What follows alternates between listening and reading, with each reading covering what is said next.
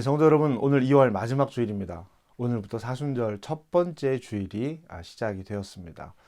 우리 함께 기도하시면서 사순절의 첫 번째 주일이며 2월의 마지막 주일 예배 함께 드리겠습니다.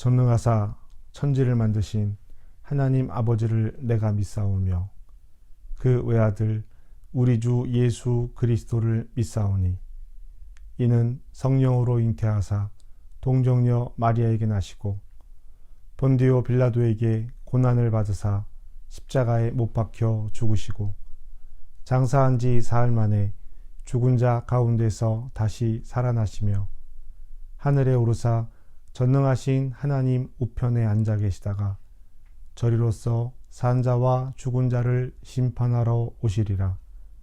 성령을 믿사오며 거룩한 공회와 성도가 서로 교통하는 것과 죄를 사하여 주시는 것과 몸이 다시 사는 것과 영원히 사는 것을 믿사옵나이다. 아멘.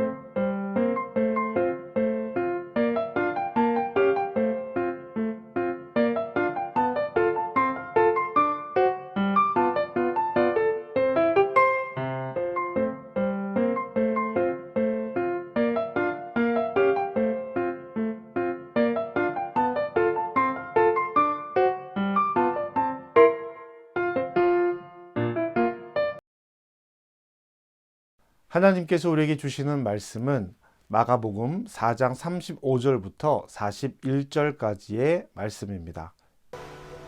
그날 저물 때 제자들에게 이르시되 우리가 저편으로 건너가자. 그들이 무리를 떠나 예수를 배에 계신 그대로 모시고 가매 다른 배들도 함께 오더니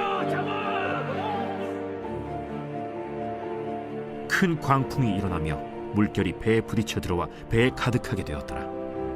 예수께서는 고물에서 베개를 베고 주무시더니 제자들이 깨우며 이르되 선생님이여, 우리가 죽게 된 것을 돌보지 아니하시나이까? 예수께서 깨어 바람을 꾸짖으시며 바다더러 이르시되 잠잠하라, 고요하라. 하시니 바람이 그치고 아주 잔잔하여지더라. 이에 제자들에게 어찌하여 이렇게 무서워하느냐? 너희가 어찌 믿음이 없느냐? 하시니 그들이 심히 두려워하여 서로 말하되 그가 누구이기에 바람과 바다도 순종하는가?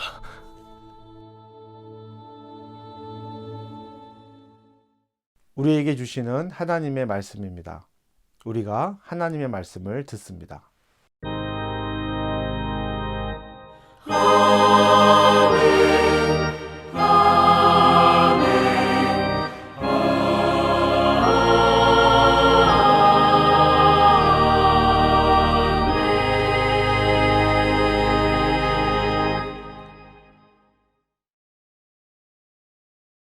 하나님 우리 아버지와 주 예수 그리스도로부터 은혜와 평강이 여러분에게 함께하길 바랍니다. 우리 지난주 말씀은 오병이어로부터 시작되는 말씀이었죠.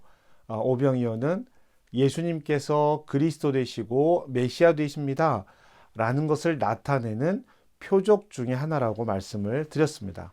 그래서 이 오병이어에서 시작된 이 예수님의 이야기, 너희가 사람들에게 빵을 주어라 라고 하는 이 말씀은 단순히 오병이어에서 끝나는 것이 아니라 너희도 가려느냐라는 예수님의 질문이 이 오병이어에서 시작되었다라는 것 우리 중요하게 기억하셔야 합니다. 이 질문에 베드로가 대답을 합니다. 그리고 베드로의 대답은 지난주 우리의 암송 말씀이기도 합니다. 시몬 베드로가 대답하되 주여 영생의 말씀이 주께 있사오니 우리가 누구에게 가오리까? 아멘. 시몬 베드로가 대답하되 주여 영생의 말씀이 주께 있사오니 우리가 누구에게 가오리까? 생명, 영생이 주님에게 있습니다. 이 고백이 저와 여러분의 고백이 되기를 주님의 이름으로 다시 한번 축복합니다. 생명과 영생이 주님께 있다라고 하는 이 마음, 이 믿음은요, 우리가 이 믿음으로 살아가는 이 삶에 대해서 평안함을 느껴야 한다라고 하는 거예요. 생명과 영생의 소망이 주님에게 있기 때문이죠. 내 생명과 영생 얼마나 안전할까? 여러분, 내 영혼은 안전합니다 라는 찬양 아시죠?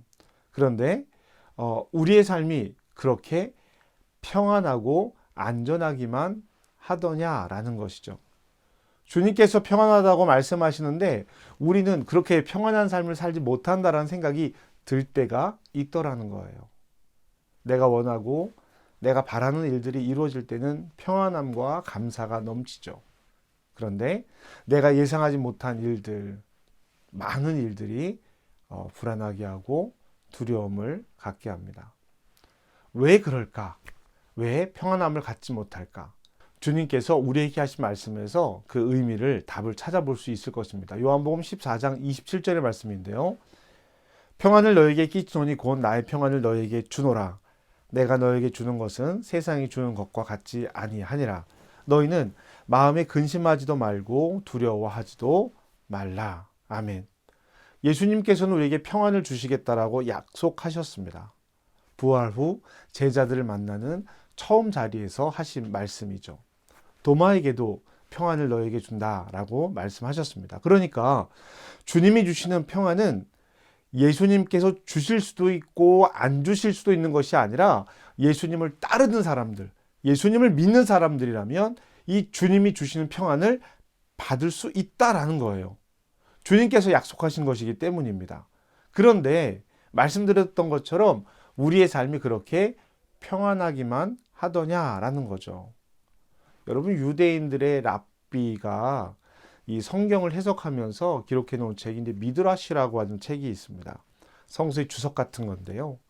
이 랍비들이 해석해 주고 설명해 준 이 이야기 안에 이런 이야기가 있습니다. 본래 이건 성경에 나오지 않는 이야기인데 이 미드라시에서 다루고 있는 이야기였던 것이죠. 다윗의 반지에 대한 이야기입니다. 여러분 혹시 들어보신 적이 있으실 거예요.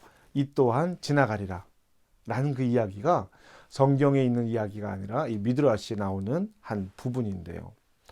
다윗 왕이 어느 날 궁중에 세공인을 불러서 이렇게 이야기를 합니다. 나를 위해서 반지를 하나 만들어 주게. 그리고 그 반지에 좋은 글귀를 하나 적어 주게. 내가 전쟁에서 큰 승리를 거두고 기뻐할 때 교만하지 않고 내가 큰 슬픔에 빠져서 좌절하지 않을 수 있고 용기를 가질 수 있도록 격려해 주는 그런 글귀였으면 좋겠네 라고 부탁을 합니다.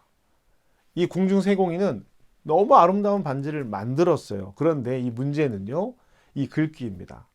전쟁이 승리하거나 기뻐했을 때에 교만하지 않고 낭망하거나 좌절할 때 낭망하지 않고 용기를 가질 수 있는 이 글귀, 그것을 보면서 생각할 것이 무엇이 있을까 고민하던 끝에 이 세공인이 솔로몬 왕자를 찾아갑니다. 왕자님, 어떤 내용이 있을까요? 저는 도저히 생각이 나지 않습니다.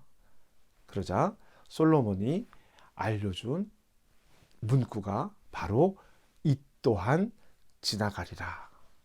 이 또한 지나가리라. 무슨 뜻인가요? 기쁜 일도 결국엔 지나갈 것입니다. 슬픈 일도 결국엔 지나갈 것입니다. 그러니까 그 일 하나하나에 일희일비하지 말고 마음의 중심을 지켜서 지금 내가 해야 할 것이 무엇인지를 중심을 잡으라 라는 이야기죠. 기쁘다고 교만하게 하나님을 멀리하지 말고 그러다 망하지 말고 또 슬프다고 하나님을 원망하고 낙심하다가 주저앉지 말고 어떤 상황에서도 다음을 봐야 합니다. 왜요? 우리의 소망이 하나님에게 있기 때문입니다 라는 거예요.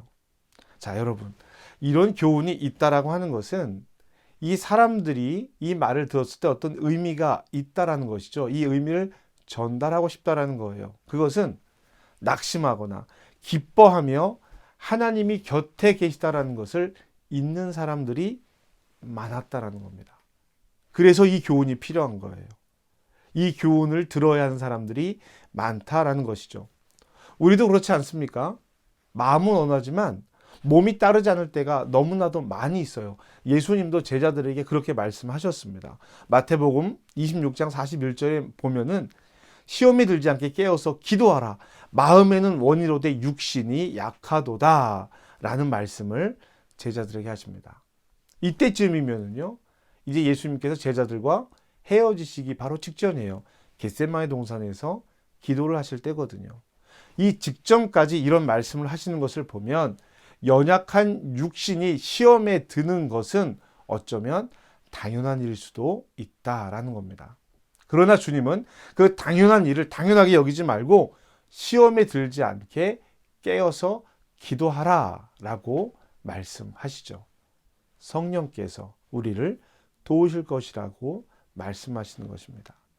그러니까 주님께서도 우리 홀로 할 수 없는 일임을 알고 계시다라는 거예요. 분명하게 말씀하십니다. 그럼에도 주님께서 우리에게 기도하라고 명령하시는 겁니다. 기도는 우리의 선택이 아닙니다. 그리스도인인 내가 기도해야 할까? 기도할까? 라는 것이 아니라는 거예요. 주님께서 말씀하시고 명령하신 일입니다. 그러니까 그리스도인의 의무 가운데 하나라는 거예요. 다윗과 솔로몬의 교훈인 이 또한 지나가리라, 이 이야기는 지금 우리에게 주어진 상황에 얽매이지 말라는 이야기입니다. 지금 상황은 지나가는 인생의 한 부분이다 라고 이야기하는 거예요. 그것이 좋은 것이든 나쁜 것이든 말이죠. 그렇다면 우리는 이 인생을 살아가면서 어떤 태도를 가져야만 할까요? 여러분은 예수님께서 여러분 곁에 가까이 계시다라고 생각하십니까? 예수님을 만난 제자들도 이 고민을 했을 거예요. 예수님께서 곁에 계신데도 말이죠. 예수님의 놀라운 기적을 볼 때마다, 예수님의 놀라운 이야기를 들을 때마다 제자들은 깜짝깜짝 놀랐을 것입니다. 예수께서 메시아임을 알아갈 때마다 얼마나 신이 났을까요? 자신들이 이루고자 하는 일이 예수님을 통해서 이루어질 것이라고 생각하니까 생업도 포기하고 예수님을 따라 나선 것이죠. 그런데 이것이 예수님께서 다른 사람들에게 하는 일이 아니라 나에게 닥친 어려운 일이 되자 이 놀라움도, 이 믿음도 주저앉아 버리더라는 거예요. 예수님께서 제자들과 함께 배를 타고 갈릴리 호수를 건너가십니다. 이때 큰 바람이 불어요. 갈릴리 호수는 꼭 바다 같습니다. 크기가 제법 크기 때문이죠. 그래서 바람이 불면 큰 파도가 일어나는 거예요. 예수님과 제자들이 배를 타고 가는 이 시간에 큰 바람이 일어나 배를 위협하고 있었습니다. 큰 광풍이 일어나며 물결이 배에 부딪혀 들어와 배에 가득하게 되었더라. 아멘. 여러분, 예수님과 이 배에 타고 있는 제자들 있잖아요. 이 제자들 중에 대표적인 사람들이 어부입니다. 평생을 이곳 갈릴리 호수에서 배를 타고 물고기를 잡았던 사람들이에요. 이 호수를 누구보다 잘 알고 있는 사람들이죠. 그런 사람들이 보기에 이 바람과 이 배에 가득 찬 물은 보통의 일이 아니었던 거예요. 예수께서 고물에 베개를 베고 주무시더니 제자들이 깨우며 이르되 선생님이여 우리가 죽게 된 것을 돌보지 아니하시나이까. 아멘. 말씀드린 것처럼 이 배에, 이 호수에 정통한 어부들이 이 안에 있어요. 여러분, 자칫하면 이 말씀이 이 제자들이 예수님에게 광풍과 침몰하는 이 배의 문제를 해결해 달라는 것처럼 보일 수가 있습니다. 그러나 여러분 생각해 보세요. 다시 한번 생각해 보세요. 이 어부들이 이 목수에게 이 문제를 해결해 달라고 말을 했겠습니까? 제자들은 자신들의 죽음에 대한 이야기를 하는 거예요. 죽게 된 자신들을 돌봐 달라고 이야기를 하고 있습니다. 폭풍을 해결해 달라는 것이 아니에요. 침몰하는 배를 해결해 달라는 것이 아닌 것입니다. 이 폭풍 때문에 갖게 된, 배가 침몰하면서 갖게 된 이 두려움을, 이 죽음의 공포를 돌봐주세요 라고 이야기하는 겁니다. 여기에서 보면 알 수 있어요. 그들이 심히 두려워하여 서로 말하되 그가 누구이기에 바람과 바다도 순종하는가 하였더라. 아멘. 보세요. 폭풍을 해결하자. 제자들이 갖는 반응입니다. 이런 반응이 이 문제를 해결해 달라고 요청하는 사람들에게서 나온 반응일까요? 오히려 놀라고 두려워하고 있습니다. 자연도 다스리는구나. 자연도 다스리는 이분은 누구지? 그저 귀신을 내쫓아내고 사람을 고치는 정도의 사람이 아니야. 누구지? 이 사람은 무엇이지? 그 두려움의 원인이 뭐예요? 예수께서 깨어 바람을 꾸짖으시며 바다더러 이르시되 잠잠하라 고요하라 하시니 바람이 그치고 아주 잔잔하여 지더라. 아멘. 여러분, 제자들이 기대한 것이 이것이 아니에요. 그런데 이 문제를 해결해 주셨습니다. 그래서 그들은 깜짝 놀라요. 죽음 앞에 섰을 때 가졌던 두려움을 해결해 달라고 요청했는데 그 두려움의 근원을 해결해 버리셨습니다. 40절 말씀에 이런 기록이 있어요. 이에 제자들에게 이르시되 어찌하여 이렇게 무서워하느냐 너희가 어찌 믿음이 없느냐 하시니. 아멘. 자, 여러분, 예수님께서 지금 제자들에게 이 말씀을 하시는 것이 책망처럼 들리십니까? 왜 믿음이 없니? 라고 말씀하시는 것처럼 보여요? 저는 그렇게 들리지 않습니다. 그렇게 보이지 않아요. 어쩌면 당연한 일입니다.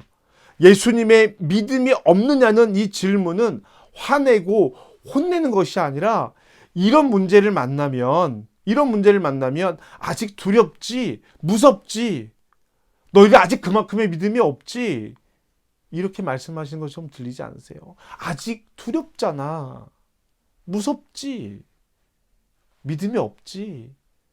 지금은 내가 곁에 있지만 나중에는 곁에 없게 될 것인데 성령께서 너희를 도우실 것인데 눈에 보이는 내가 없어질 때 이런 일을 당할 때 더 큰 믿음이 있어야 되지 않겠니? 라며 호수를 잠잠하게 하시고 파도를 멈추신 것입니다. 이것을 보고 나는 더 굳건하게 믿어야 한다는 것을 보여주시고 계신 거예요. 예수의 그리스도 되심을 나타내는 이적이라고 하는 것입니다. 사랑하는 성도 여러분, 우리는 지금 예수님과 함께 있으면서도 풍랑을 먼저 봅니다. 풍랑 속에 물이 넘쳐서 침몰하는 배를 먼저 보게 됩니다. 왜 안 그렇겠습니까? 지금까지 예수님과 시간을 보낸 제자들도 이 문제를 만나자 예수님을 찾았어요. 주무시고 계시던 예수님을 깨웠습니다. 물결이 배를 치고 그 물이 배에 가득 들어차 침몰하게 됩니다. 어쩔 수 없는 상황에서 우리의 죽음을 돌봐주십시오 라고 하는 것, 우리의 죽음을 돌봐줘야 하는 거 아닙니까? 우리의 마음과 두려움을 돌봐줘야 하는 거 아닙니까? 라고 예수님을 찾는 것, 여러분, 이것만 해도 큰 믿음 아닐까요? 예수님은 이들을 꾸짖으시는 것이 아니라 한 번 더 앞을 보라고 말씀하고 계신 것입니다. 문제 하나하나를 해결해 가시는 예수님을 이야기하는 것이 아니라 문제 안에서 문제의 근원을 해결하실 예수님을 보여주고 있는 거예요. 그 문제의 근원은 두려움입니다. 내 힘으로 내가 어쩔 수 없을 때 갖게 되는 두려움이 있어요. 그런데 우리는 그런 두려움이 아니라 내가 갖고 싶은 것을 갖지 못할 때, 내가 이루고 싶은 것을 이루지 못했을 때 갖는 두려움이 있다라는 거예요. 그리스도인의 의무 중에 하나가 기도라고 말씀드렸죠. 여러분 기억하시죠? 제자들이 예수님을 깨운 것이 기도입니다. 예수님을 찾는 것이 기도예요. 그런데 그 기도의 응답은 내가 원하는 것이 아니라 예수님이 원하는 방법이었다라는 겁니다. 문제의 근원을 해결하신 거예요. 그런데 그것이 내가 생각하는 방법, 내가 원하는 방법이 아니었기 때문에 두려움을 갖는 겁니다. 제자들이 원한 것이 무엇인지 정확하게 알 수는 없어요. 말씀을 보면 죽음을 돌봐달라고 요청하고 있습니다. 폭풍을 멈추는 것, 가라앉던 배가 멀쩡하게 항해하는 것을 원하는 것, 이것은 아니라는 것을 알 수 있어요. 그래도 이 제자들은 예수님을 깨웠습니다. 이것은 분명히 알 수 있는 거예요. 폭풍 속에서 예수님을 깨웠어요. 우리도 예수님을 깨울 수 있는 믿음이라도 있었으면 좋겠습니다. 예수님께 왜 믿음이 없느냐는 말을 들었지만 사실 이들은 이 문제를 예수님과 함께 해야 한다라는 믿음을 가지고 있었던 거예요. 예수님이 말씀하시는 믿음은 더 큰 믿음입니다. 믿음을 견고히 가진, 내가 너희와 함께하지 않을 때도 믿을 수 있는 믿음이어야 한다라는 거예요. 여러분 앞에 어떤 폭풍이 있습니까? 여러분 앞에 어떤 풍랑이 일어나고 있습니까? 여러분이 안전하다라고 생각하는 이 배를 침몰시킬 만한 일은 무엇입니까? 이 또한 지나갈 것입니다. 그냥 지나가는 것이 아니라 우리의 생각과 다른 하나님의 방법이 그 앞에 놓일 것입니다. 그 믿음을 먼저 가져야 합니다. 그 믿음이 우리를 구원으로 이끌 것입니다. 책망하고 탓하는 주님의 음성이 아니라 따뜻하게 이끄시는 주님의 음성을 들으십시오. 폭풍 속에서 나에게 말씀하시는 주님의 음성을 들어야 합니다. 들으시기를 부탁드립니다. 사랑하는 성도 여러분, 내 영혼이 가장 안전한 곳은 여기입니다. 주님께서 가까이 계시지만 내 문제를 해결해 주실 수 없다라고 생각할 수도 있습니다. 위로와 평안을 구하고 있을지도 모릅니다. 그러나 주님은 우리와 함께 계십니다. 폭풍 속에서 주님을 바라볼 수 있는 저와 여러분 되시기를 주님의 이름으로 축복합니다. 주님은 결코 우리를 떠나시지 않습니다. 여러분, 더 큰 믿음으로 성장하는 저와 여러분 되시기를 주님의 이름으로 축복합니다.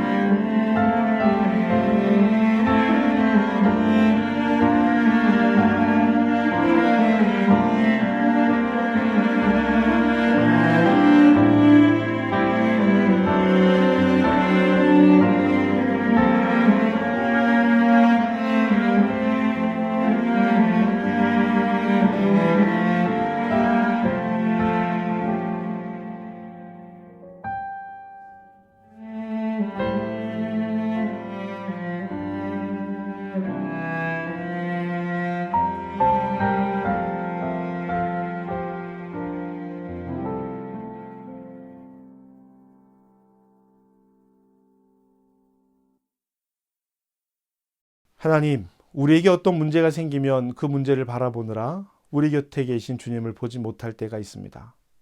주님이 잠들어 계시다고 생각하면 흔들어 깨워야 하는데 그것조차 깨닫지 못할 때가 많습니다. 우리를 사랑하시고 우리와 함께 하시는 하나님, 이 시간 간구합니다. 간절한 마음으로 기도합니다. 따뜻하게 말씀하시는 주님의 음성에 응답하게 하여 주시옵소서. 네, 주님, 아직 우린 연약하지만, 그래서 넘어지기 쉬운 삶이지만 주님을 바라보고 주님의 품에 있기를 바랍니다. 폭풍 속에서 주님을 바라보게 하여 주시옵소서. 그리고 주님께서 하시는 일에 순종하게 하시고, 주님께서 우리 삶에 개입하시고 말씀하실 때는 순종하게 하여 주시옵소서. 주님의 뜻을 알아차릴 수 있어서 바로 깨닫고 행할 수 있으면 참 좋겠습니다. 주님 도와주시옵소서. 예수님의 이름으로 기도합니다. 아멘.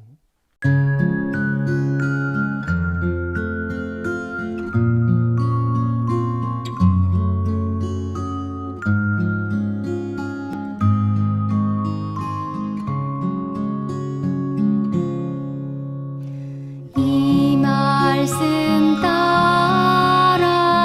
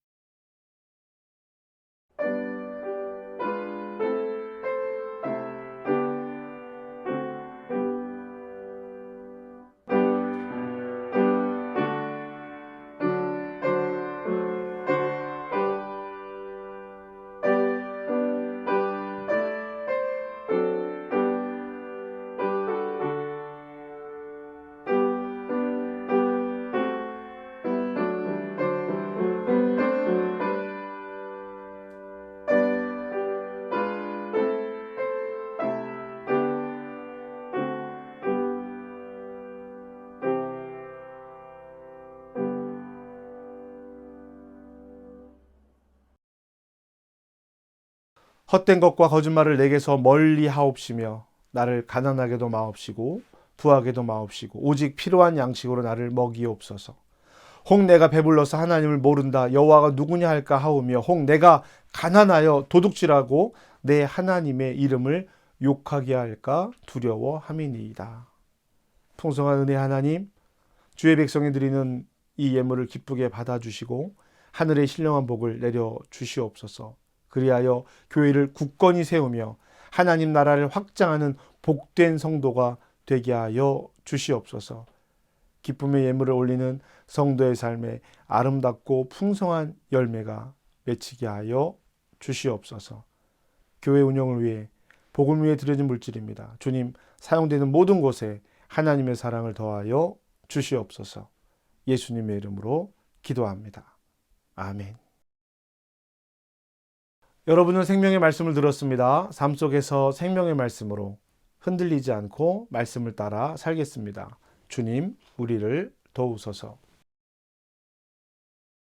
세상을 향해 나아가는 사랑하는 주님의 자녀들에게 주님의 평화가 함께하길 바랍니다. 거룩함으로 나아가십시오.